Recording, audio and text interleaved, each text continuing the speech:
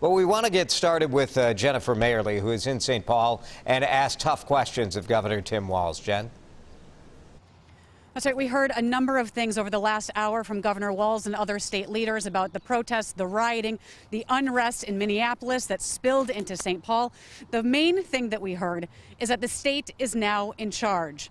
The state took charge after the 3rd precinct in Minneapolis was taken over by rioters, by people who are setting it on fire.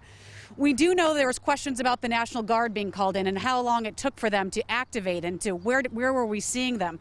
We were told that it took time to get a plan in place. It was also concerning that we heard from the head of the National Guard who said they did not have a clear directive of what they were being asked to do, and that is important and in what they do so they know what their mission is and how they can go in to do it.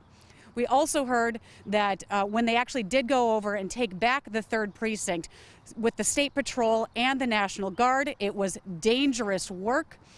We heard questions about should this have been done sooner? Should the National Guard have been called in? Should the governor have acted sooner? He said we are all looking at these decisions. People questioned the leadership from the city of Minneapolis about when they acted, and how it was allowed to get to this point. The governor said we cannot allow this unrest to continue, but we have to protect free speech and allowing people to feel. He said he cannot guarantee that won't happen again, but they are doing everything to put a plan in place to ensure that things remain calm and more peaceful than we have seen in the last 2 nights. Here's the governor right now. Take a listen. How do we rebuild? How do we rebuild trust in the police? How do we rebuild those stores? How do we rebuild a society? How do we send that face to the world that sees us for so many positive things, but we need to recognize this is what they're seeing, and we need to take a hard look and figure out how do we change that.